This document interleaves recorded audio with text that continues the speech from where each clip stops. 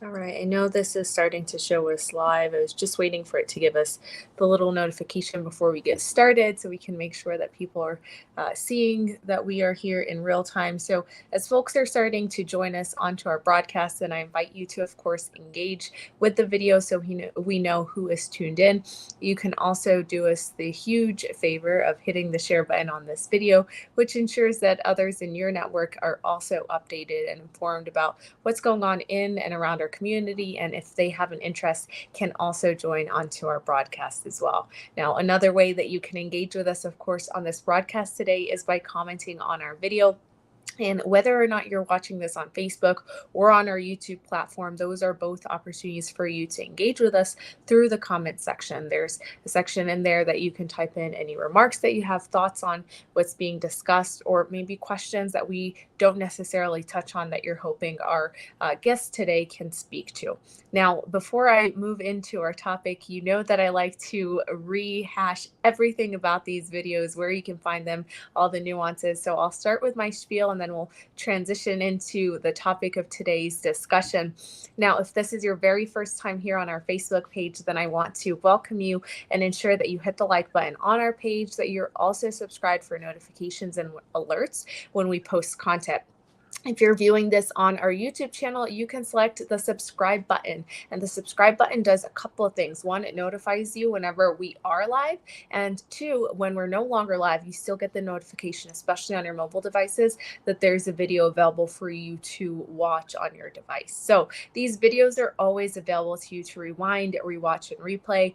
If you have to hop on for a few minutes and then you are pulled to something else, you can come back to us and be able to pick up right where you left off. If we are no longer broadcasting this in real time and live, and it's in the evening or afternoon or a whole nother day, you can also still ask us questions. We encourage you to hit the hashtag replay or the little pound sign replay in the comment section. That actually notifies us that there's a comment and we can go to that pretty quickly.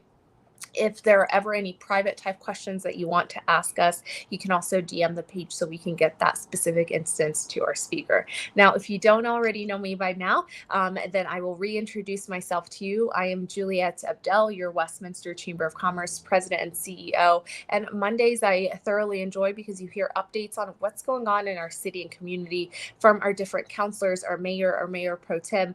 They give you updates on not only things that are on their radar, things they've achieved, and then items that are of interest to them personally that they want you to be aware of as well. So we have this on a rotational basis to keep you educated and informed. And then Wednesdays are always an opportunity to meet some of our newer members in the chamber. Some of them are new businesses, have recently opened their doors. Others have been around for a while, but really are trying to get you to know who they are outside of what they offer to our community.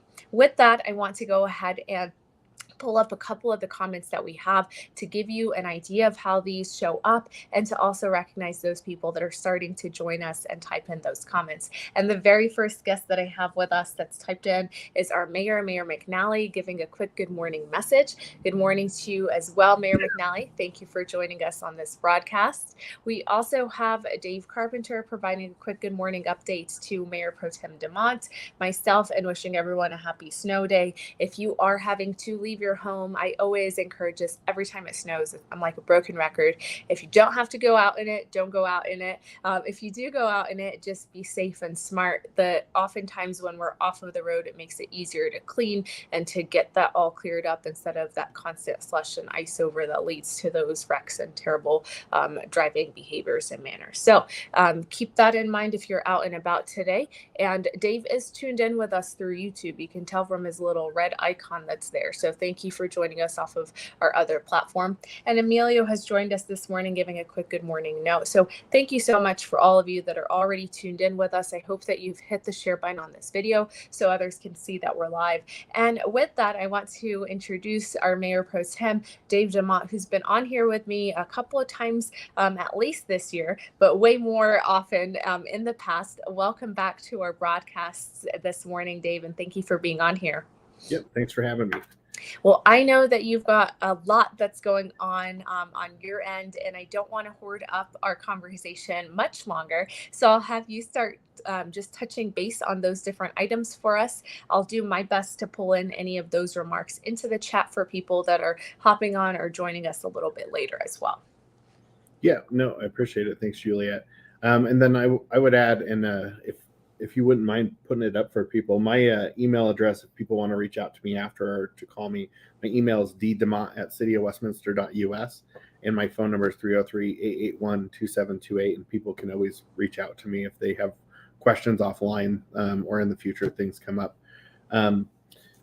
But we certainly appreciate, I know I do, as well as the rest of the council appreciates the opportunity to speak with you and your wider audience, and very much appreciate and enjoy the partnership with the chamber.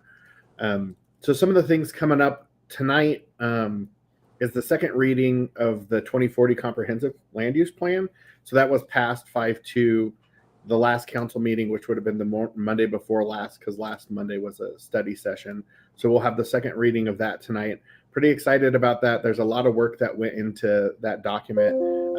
For those folks that may have been following that since prior to actually the last election, if you remember the 2040 comp plan in a particular version of it had been presented to council when we only had 6 members, and it ended up dying at the dais because we only could come to a 3-3 vote, and you have to have 4 votes to move anything forward. So it ended up being pushed back to staff, and then after the election there was some substantial changes in some areas, and the biggest thing that really we focused on was building density to water. And so if you don't have water, in my mind, you shouldn't build past what that is, because people need water in order to live and take care of their property. So there was kind of a right sizing as far as what we're going to allow it build out to match today's water consumption. There's a lot of graphs and charts and stuff that we look at and projections as far as what Conservancy will do, and Westminster's done really well. The residents have done really well in conserving water. But I think that you have to be careful about building to that, because what if those trends don't continue, and then you build things that are locked in. So really important that we do that. But and I know that the chamber definitely understands this, and you guys have spoken on a handful of different developments throughout the years and businesses. We have to have the right mix too, between rental, owner occupied, and commercial R&D. And we have a limited amount of property left in the city. And so, we're just at a point in time with a landlocked city like Westminster that we have to be, pretty careful about what we do to build out the rest of the city. So very important document. I have to give big kudos to staff. They've done a lot of hard work on it. I know that, it's been back and forth, like I said, with council. And I think there's fingerprints of the current council as well as the prior folks on the document. Even with some of the changes, there's still things that everybody agreed with inside that document. And I'm happy that we're moving it forward, because, the city needs that guide to say what we're going to be when we grow up. Call it. Well, and you're absolutely right. I know our chamber has been vocal on a number of projects, and more so, we're vocal and encouraged this to become a strategic plan item, and that is to have a document and something to go back to that our community kind of sees transparently and sees from a smart development standpoint. So we're very grateful that council took the lead on that. That has been something that was put off a couple of times before. So it's been a process, and when you've got an outdated plan, as everyone knows, it's outdated to the nuances and changes that have happened in the community. What I've done, Dave, as you were sharing that, was actually include the agenda for tonight's meeting for any of you that are interested in referencing that to see everything that Dave is highlighting in our discussion today. That is included in the comment section of this chat. I've also dropped in for you Dave's personal or his email that is connected to the city council, and that is included for you in the chat section, and his phone number as well. So feel free to spam him at any time of the day. Dave, I'll turn that back over to you to continue. I appreciate that. The other big thing that we're going to pass that I think is of note, we have some contracts that we're going to pass. As well as if you followed the opioid settlement, that a lot of the municipalities got together and went after opioid crisis through a lawsuit. And so there's a settlement option or item tonight that if you want to read more about, that's on our agenda. But that one is more so us accepting that. We haven't, I would say we drove the direction to say this is important enough that we want to be a part in this, because it certainly has impacted our residents in a very harmful way. And so it is a critical thing for us to go after, but it hasn't been a lot of, us pulling levers or making decisions. We've kind of been following legal counsel and working with our partners who are all part of that lawsuit. But one that's a little more council driven is going to be our strategic plan. And so, as you know, we do kind of every 2 years after election, we have the bigger one. And then we just recently kind of did that yearly touch point and did some fine tuning of it. I've had the opportunity to kind of talk with some of the boards and commissions about the strategic plan and kind of what we've done in the last year with our partners to really fine tune that document. And I think even actually the last time I was on, we talked a little bit about what we had done with that. That's coming back tonight with some of the changes that council asked for. Not anything substantial. It's all, kind of, like I said, fine tuning, kind of sharpening our pencils and saying, specifically, here's what we're wanting this year.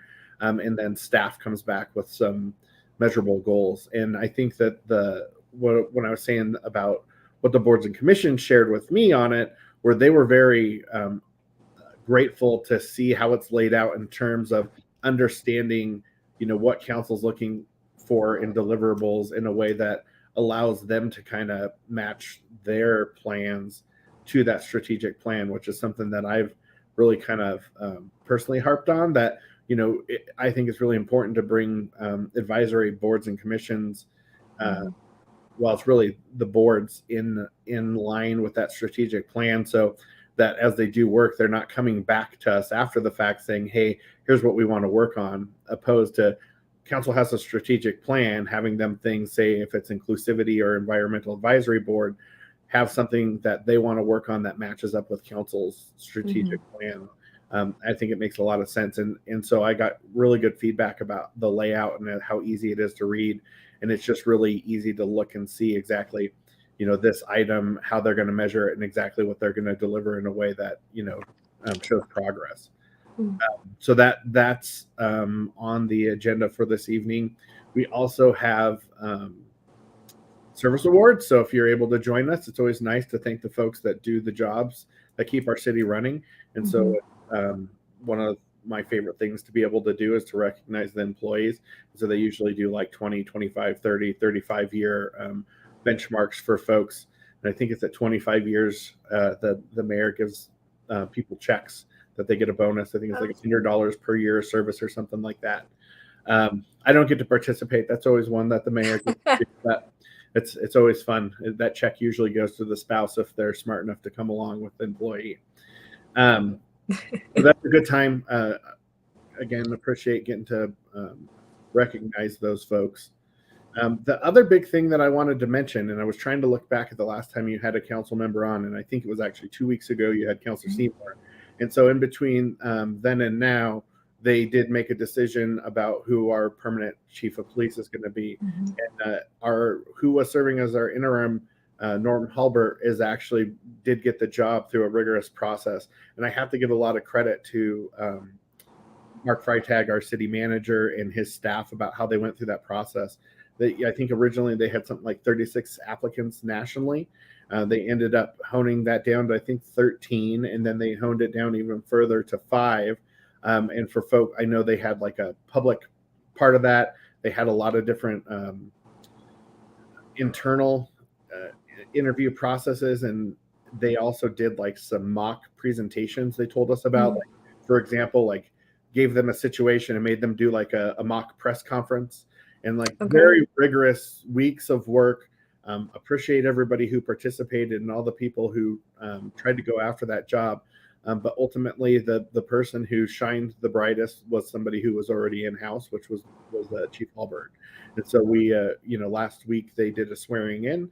Myself, the mayor, and Councilor Seymour were able to join. It was during the day. It was actually a packed room. That's one of the most packed I think I've seen our council chambers.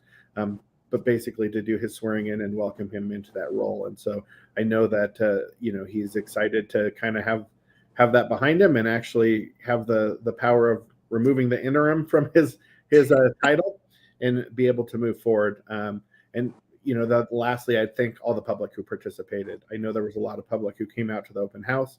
There was a lot of public who participated in different parts of the interview process that they were brought into from the staff. So that's pretty exciting. That was something that we had tasked manager for ITAG with.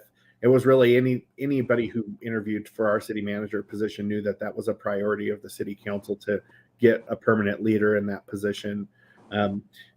And I would lastly thank Norm for all his hard work in keeping the department running while we were searching for the next leader, which again ended up being him. So good, congratulations to him. But, absolutely, and it's a big job to take a department and run it, and continue to do the business needed.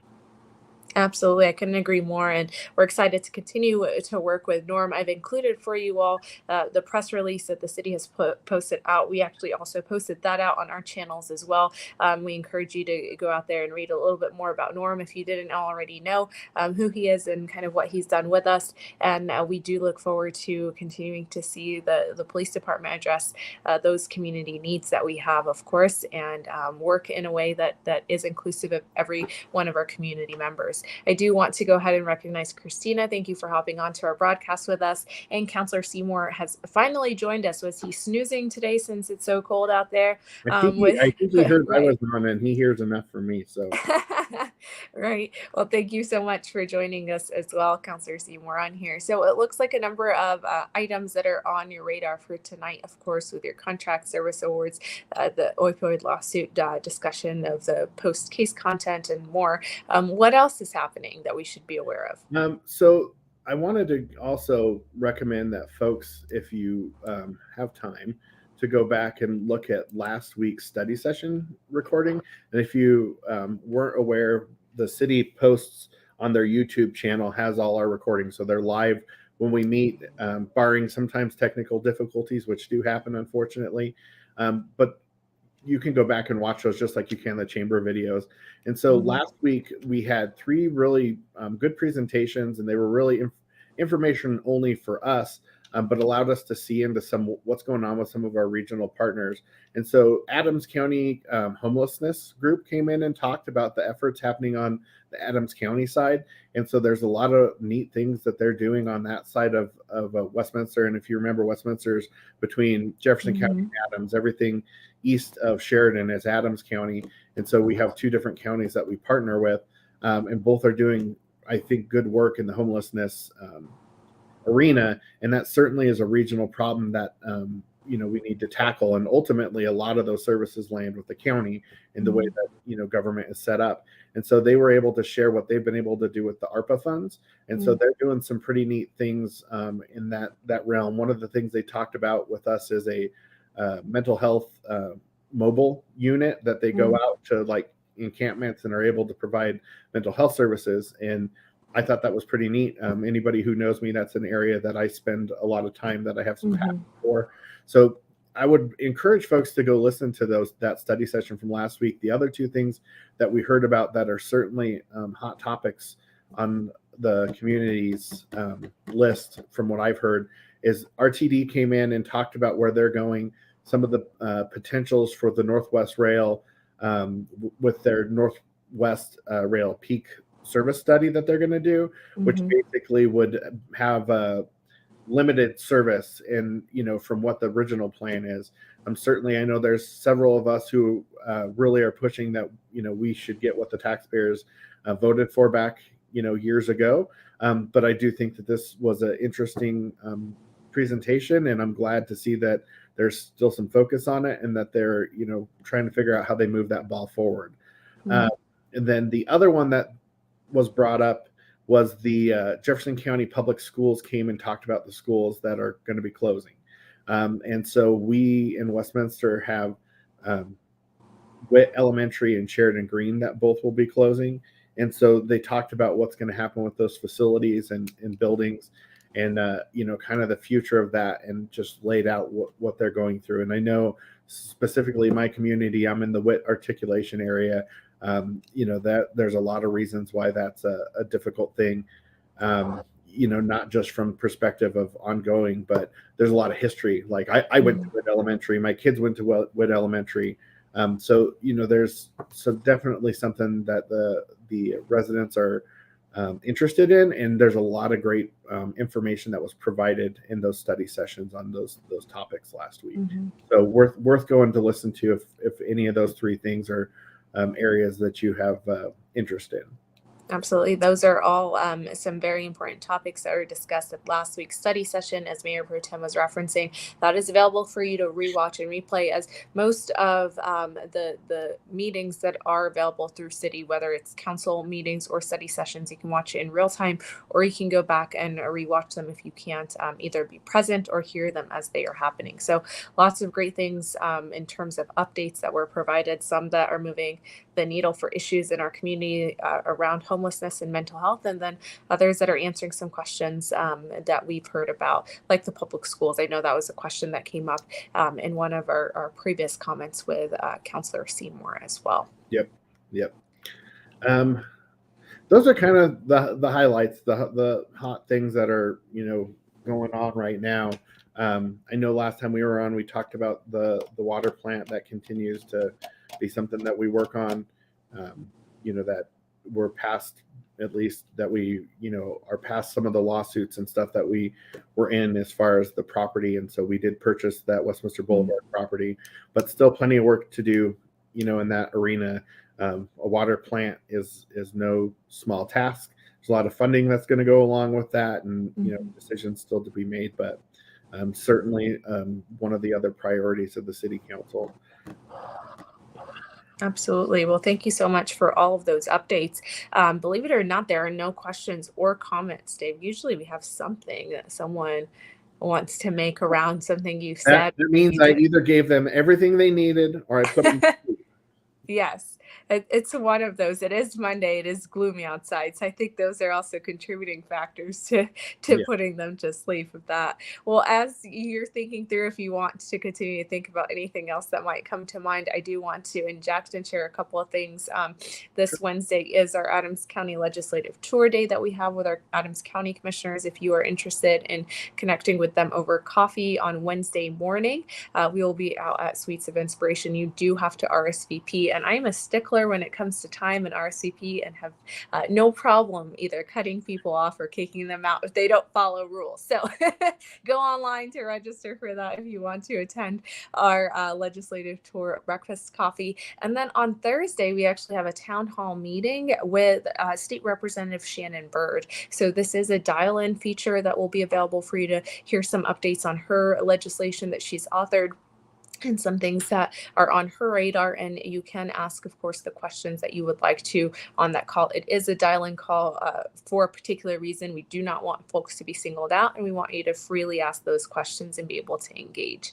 So I do have a someone has hit their keyboard with their head, it looks like, as you were giving some updates, and they have fallen asleep. And the last thing that Mayor McNally wanted to include, which is a pretty big deal, is on April 4th. That date is actually the City of Westminster's 112th year birthday. So happy birthday to our community. Is there anything that's coming up on the city's radar for this particular day, Dave, or?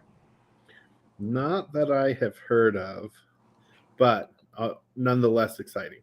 Okay. Well, I think maybe Rich said he was going to cook everybody cake. I don't know. Oh, cake. Yeah, Rich says cake. So what we'll make now he just fell into my trap. He didn't know I was going to say that. He didn't, and that was perfect. Cake for everybody, Councillor Seymour. That was perfect. Well, bring that cake on over to our after hours that day. It's right next door to you at the 911 driving school. So you've got no reason not to show up with that cake. Let's celebrate the City of Westminster's 112th birthday. And Dave Carpenter is also just kind of reiterating that he recommends that folks listen to council meeting and replay at double speed to get all the information in halftime. That is one way to definitely stay informed if you are crunched on time or find it to be difficult for you in the evening to listen to that whole meeting, you can always rewatch it and play it a little bit at a faster pace to get caught up. Yep. One other thing I just thought of that I think is worth mentioning that I saw just go out today. If you are the parent of a teen between 15 and 18, we're taking applications. The police department is for the Teen Academy, which is a partnership between Westminster and Arvada. So it's a good opportunity for youth to get connected with law enforcement and kind of just see how their job is done. If you ever had opportunity to do our Adult Citizen Academy, it's a great opportunity. They do that twice a year. But they started a couple years ago doing a Teen Academy, which I think is a good opportunity. Again, one, to connect youth with law enforcement and kind of understand how they do their job. But two, maybe that's something that potentially kids in that age bracket might start thinking about it, whether or not that's a career path that they would want to go down. So they can contact the Westminster Police Department. They have something on our website at thecityofwestminster.us.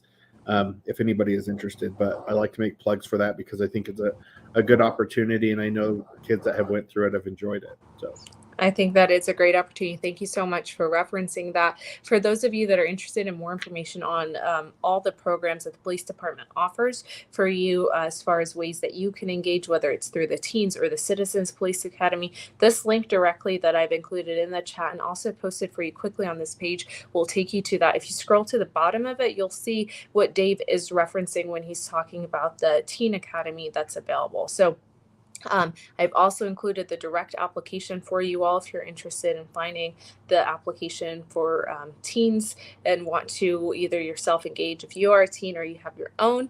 That would be the way that you can access that application. And then a couple other things that I wanted to throw in there. I referenced the legislative tour. There's that link as well. Are there any other links that I'm forgetting that I should be including? I'm going to include the town meeting too. While I'm at it, I'm just like having a heyday copying and pasting here.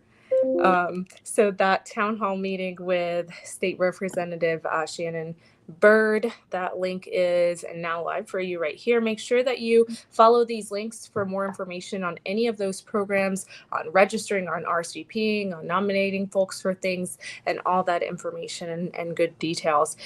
Dave, I don't see any additional comments or questions that have come our way. And it looks like you need to move some more because your light is starting to close off. So, if you didn't notice, I have an additional lamp so I don't look like I'm totally sitting in the dark.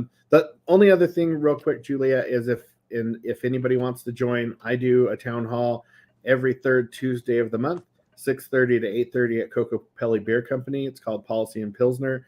It's really just come hang out, ask questions, talk to other community members. It's usually pretty busy, well attended. The last couple times we've had about 16 people at each with lots of different views, from we're too dense to we're not dense enough. Last time that literally was two ends of the table.